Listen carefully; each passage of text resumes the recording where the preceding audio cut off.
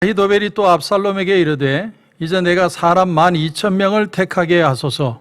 오늘 밤에 내가 일어나서 다윗의 뒤를 추적하여 그가 고나고 힘이 빠졌을 때에 기습하여 그를 무섭게 하면 그와 함께 있는 모든 백성이 도망하리니 내가 다윗 왕만 쳐 죽이고 모든 백성이 당신께 돌아오게 하리니 모든 사람이 돌아오기는 왕이 찾는 이 사람에게 달렸습니다.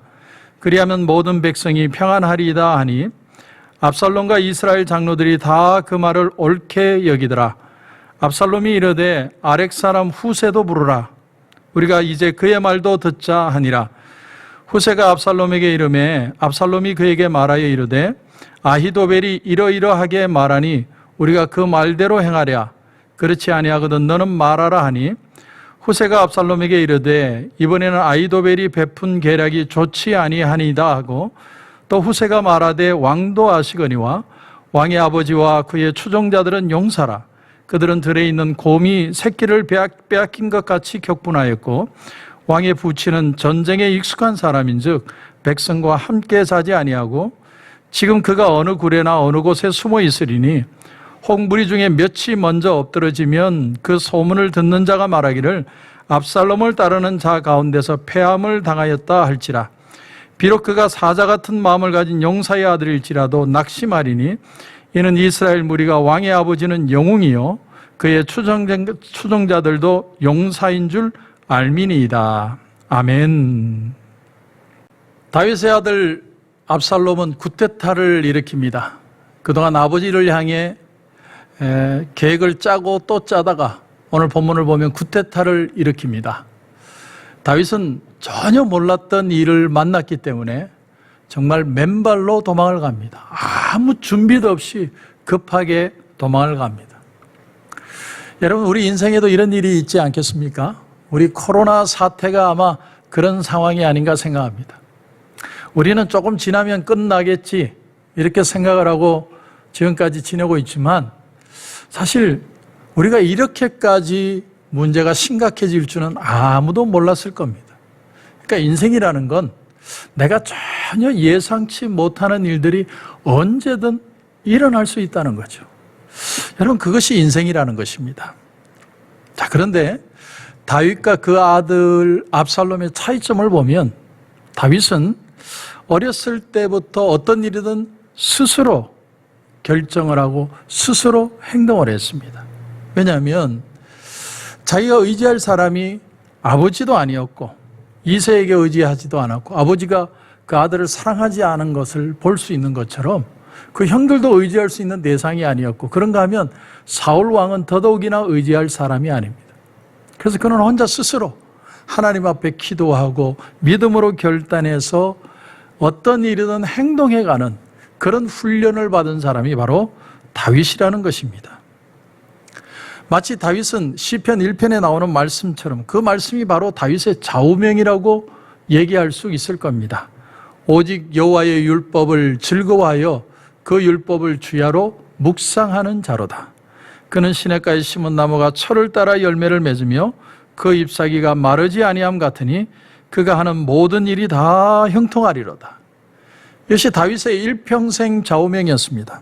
가난할 때나 부할 때나 또 내가 낮아졌을 때나 높아졌을 때나 다윗은 항상 초지일관한 모습이 있었다는 겁니다.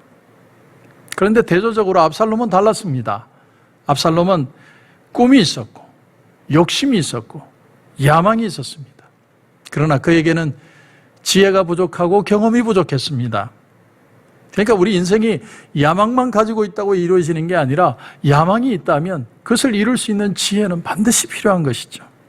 이것이 없이 야망만 있다면 결국은 그 인생은 실패할 수밖에 없을 겁니다. 다윗은 중요한 일을 앞두고 중요한 전투를 앞두고 이 사람 저 사람의 의견을 묻지 않습니다. 성경을 보면 다윗은 어떤 일을 만나도 하나님 앞에서 기도하고 본인이 결정하고 본인이 믿음으로 행동을 했습니다. 그런데 압살롬은 그렇게 하지 않아요. 많은 사람들의 얘기를 듣습니다. 그래서 많은 사람들의 의견을 수렴한다기보다는 그만큼 자기 마음에 확신이 없었던 사람이라는 거죠. 여러분, 지도자가 자기 신하의 의견을 물어보는 이유는 딱 하나밖에 없습니다. 그 모든 신하들이 fully 자기의 뜻을 따라 주어야 할 때, 모든 사람들의 의견을 수렴해야만 할 때 의견을 묻는 것이죠. 그러나 압살롬이 그들에게 의견을 물었던 이유는 한 가지 이유밖에 없었습니다. 내가 어떻게 해야 될지 모르니까. 사람이 이렇게 해야 될지 저렇게 해야 될지 사고는 쳤는데 그 후를 생각을 못하는 것이죠. 그것이 다윗과 압살롬의 다른 점이었습니다. 자, 그런데 다윗의 입장에서 보면 다윗은 자기 아들 압살롬을 잘 알고 있습니다. 내 배에서 낳은 자식인데 내 자식의 장단점을 그 아버지가 어떻게 모를 수가 있겠습니까? 그래서 다윗은 빨리 이 사태를 진압시켜야 되겠다.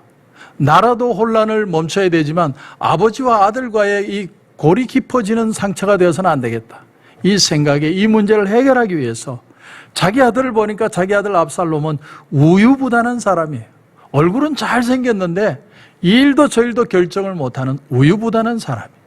그래서 한 사람을 집어넣습니다. 그 사람이 누굽니까? 바로 후세라는 사람이죠. 후세라는 사람에게 고의로 압살롬에게 충성을 맹세하는 것처럼 해서 그 진영에 집어넣습니다. 다윗이 정말로 그러므로 두려워했던 사람은 압살롬이 아니고 사실은 그 밑에 있는 신하 아히도벨이라는 사람이었습니다. 아히도벨은 굉장히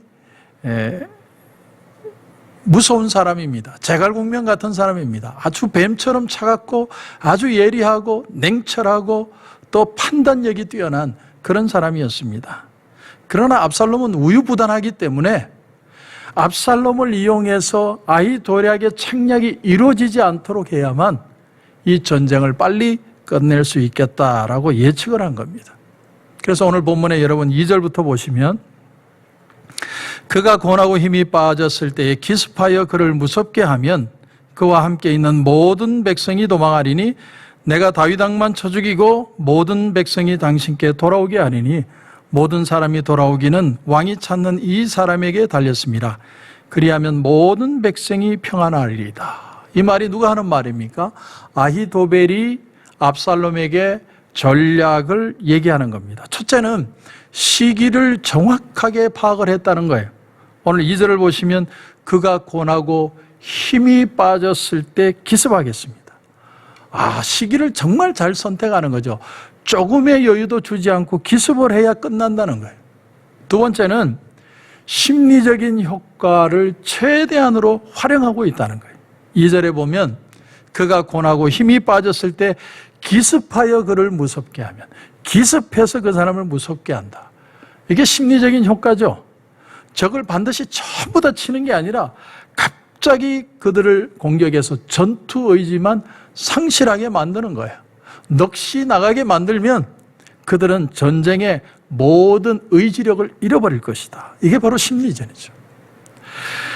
자, 그래서 그를 무섭게 하면 어떻게 되는 겁니까? 다 도망가겠죠. 도망가게 되는 거예요. 뿔뿔이 다 흩어지는 겁니다. 그래서 오늘 본문을 다시 보면 그와 함께 있는 모든 백성이 도망하리니 내가 다윗 왕만 쳐 죽이고 모든 백성이 당신께 돌아오게 하리니 모든 사람이 돌아오기는 왕이 찾는 이 사람에게 달렸습니다. 그리하면 모든 백성이 평안하리이다. 아히도벨은 지금 전후 처리까지도 다 생각하는 거예요. 대단한 사람입니다. 이 일을 계획할 뿐만 아니라 그 일이 끝난 후에 어떻게 처리할까까지도 생각하는 겁니다. 이 백성들은 지금 압살롬의 몫이 될 사람들입니다. 이 사람들까지 죽일 필요가 없는 거예요. 다윗만 죽이고 나머지 백성들은 오히려 그들을 수습을 해서 내 사람으로 만들 필요가 있다라는 것이죠. 그래서 다윗만 제거하면 모든 백성이 당신을 따를 것입니다. 만약에 이 압살롬의 계획대로, 이 아히도벨의 계획대로 했다면 다윗은 꼼짝없이 죽었을 겁니다. 정말 천하통일이 이루어졌을지도 모릅니다.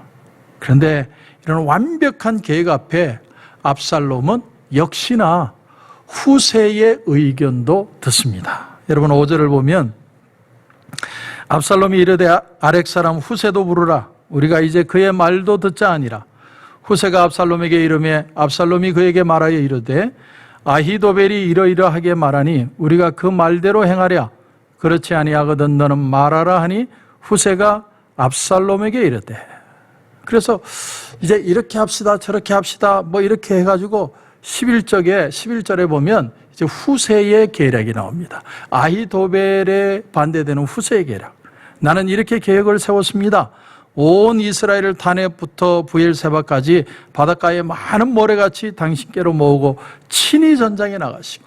그러니까 이 전쟁을 전면전을 치르라는 거예요. 후세가 말하는 건 당신이 압살롬 당신이 제일 앞에 서서 이 전쟁을 친히 지휘하라는 거예요. 압살롬을 세워줍니다. 이것이 후세의 책략이었어요. 그런데 이상하게도 사람들은 후세의 말을 더 좋아합니다. 14절을 보시면 압살롬과 온 이스라엘 사람들이 이르되 아렉 사람 후세의 계략은 아히도벨의 계략보다 낫다. 아마 사람들은 화끈한 걸 좋아하는 것 같아요. 정말 전면전을 일으켜서 압살롬을 영웅이 되게 만들어서 우리가 또 한 번 제대로 붙어서 이 전쟁을 해보자. 그래서 우리가 힘으로 한번 이겨보자. 이 의견에 사람들이 다 쏠려버린 겁니다. 우린 여기서 후세의 다윗을 향한 충성심을 발견하게 됩니다. 첫째는 다윗으로 하여금 전력을 다듬을 수 있는 시간을 주었다라는 거예요. 여러분 만약에 그 밤에 급습을 했다면 다윗은 전력을 가듬지도 못하고 자기도 죽고 모든 병사들도 고통을 당하고 아마 죽게 되었을 겁니다. 그러나 그 전력을 다듬을 수 있는 시간을 주었다. 두 번째는 후세의 다윗을 위한 계략은 전면전은 피해가 많다는 거예요. 많은 사람이 죽습니다. 그리고 전면전이 일어나면 진짜 능력 있는 사람이 이기게 되는 거죠. 그래서 왜 기습 공격을 합니까? 내가 힘으로 붙으면 못 이기니까 밤에 급습을 하거나 기습 공격을 하는 거죠. 그것이 실제로 다윗을 이길 수 있는 방법인데 전면전을 제시했던 이유가 그겁니다. 세 번째는 이 방법으로 전쟁을 하게 되면 다윗 쪽에 있는 사람들은 각오를 하는 겁니다. 그래, 우리가 까짓거 죽는 거 다윗을 위해서 죽자.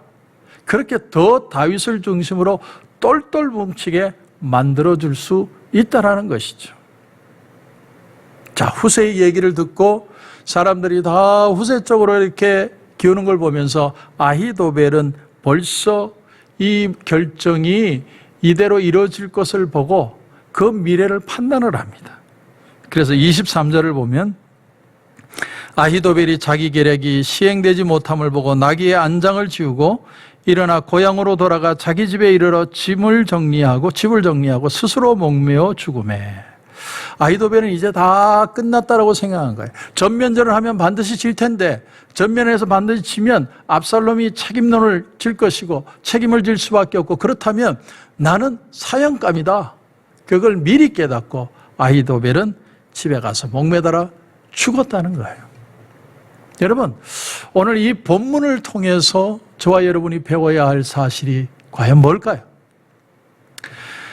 사람이 마음으로 자기의 길을 계획할지라도 그의 걸음을 인도하시는 자는 여호와 신이라. 여러분, 하나님이 압살롬의 구테타를 결코 기뻐하지 않았다는 겁니다. 그래서 오늘 14절에 보면 이는 여호와께서 압살롬에게 화를 내리려 하사 아히도벨의 좋은 계략을 물리치라고 명령하셨습니다. 아무리 사람이 날고 뛰어도 하나님이 반대하시면 안 됩니다. 하나님이 허락하셔야 돼요. 사람이 아무리 능력이 있고 잘나도 하나님 마음에 순수함과 기뻐하심이 있어야 된다는 거예요.